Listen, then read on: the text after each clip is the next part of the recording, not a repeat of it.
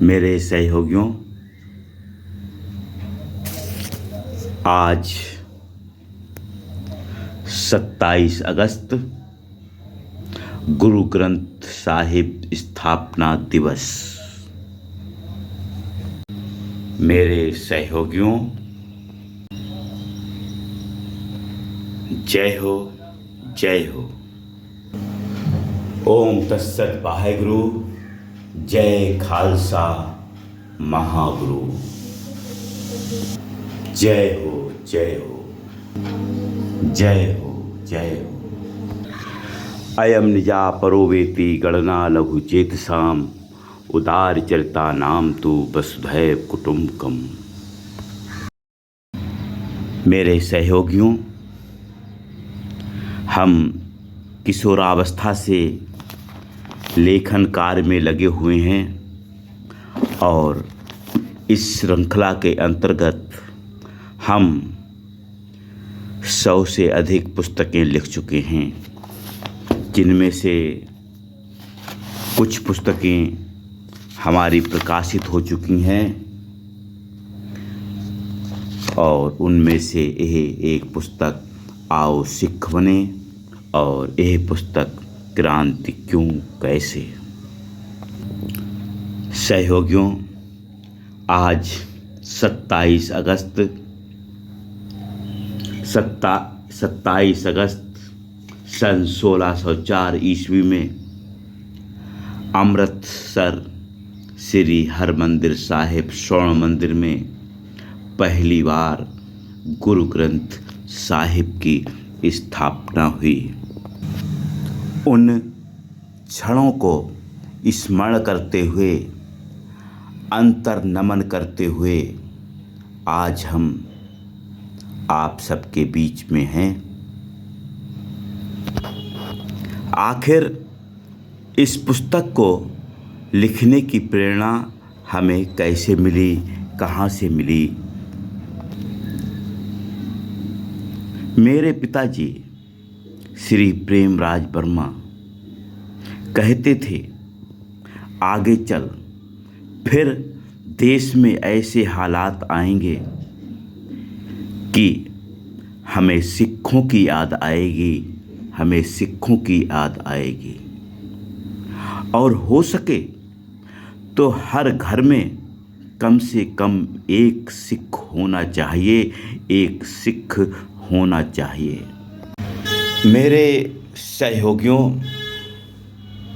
हम किशोरावस्था से ही प्रेरणा पाते रहे हैं और बचपन में किशोरावस्था में हमारा एक सिख मित्र था, सिंदर सिंह, जो अब भी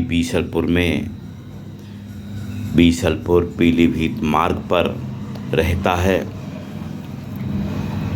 और इसके साथ ही हम अपनी बात कह रहे हैं कि हम प्रेरणा पाते रहे हैं मध्यकालीन इतिहास में विभिन्न संतों के माध्यम से,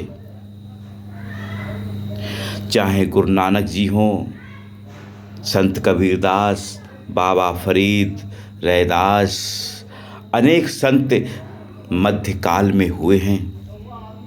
लेकिन अफसोस, उनके खिलाफ यहाँ के ही इस हिंदुस्तान, इस भारतवर्ष के अंदर के ही लोग रहे हैं।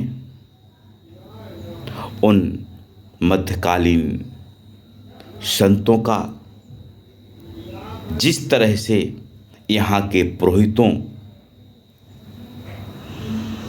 का सहयोग मिलना चाहिए था, वह सहयोग नहीं मिला। और ऐसे में हमें प्रसन्नता है कि सिखों ने महत्व दिया। सिखों का पवित्र ग्रंथ गुरु ग्रंथ साहिब वास्तव में केवल सिखों का ही गुरु ग्रंथ साहिब नहीं है, उसमें सभी हिंदू देवी देवताओं, सभी संतों को स्थान दिया गया है। ऐसे में हम गुरु ग्रंथ साहिब को नमन करते हैं और इसके साथ ही हमने अपने जीवन में बचपन से ही मेडिटेशन से लगाव रखा है और ऐसे में कुछ अनुभूतियाँ पैदा हुई हैं। सन 2014 में हमने सहज मार्ग में पहली सिटिंग ली और इसके साथ ही हमने महसूस किया, हमने जाना कि हमें अपने विचारों के आधार पर, अपने लक्ष्यों के आधार पर चलते रहना चाहिए। हालांकि सहज मार्ग में हमारी प्रार्थना है, हे नाथ, तू ही मनुष्य जीवन का वास्तविक ध्येय है। हम अपनी इच्छाओं के गुलाम हैं जो हमारे जीवन में बाधक है। तू ही एकमात्र ईश्वर एवं शक्ति है जो हमें उस लक्ष्य तक ले चल सकता है। हमारा मुख्य लक्ष्य है यही, हे नाथ, तू ही मनुष्य जीवन का वास्तविक ध्येय है। इस बीच में वैदिक काल से चली आ रही गुरु शिष्य की परंपरा को नए रूप में सहज मार्ग में स्थापित किया गया है, जिसकी जरूरत पूरे विश्व के मानव समाज को है। और इसी परंपरा के तहत हमारी सन 2010 से सोच रही है विश्व सरकार गुरु ग्रंथ साहिब को स्थापित किया जाए, अपने दिल में बैठाला जाए और दुनिया में हर देश में जो भी संत हैं उनको सम्मान दिया जाए। इसी के साथ फिर एक विचारधारा वसुधैव कुटुंबकम की और एक विचारधारा जो पूरब की थी पश्चिम में पहुंची, सुकरात और सुकरात के शिष्यों के द्वारा आत्म सिद्धांत को स्वीकार किया गया।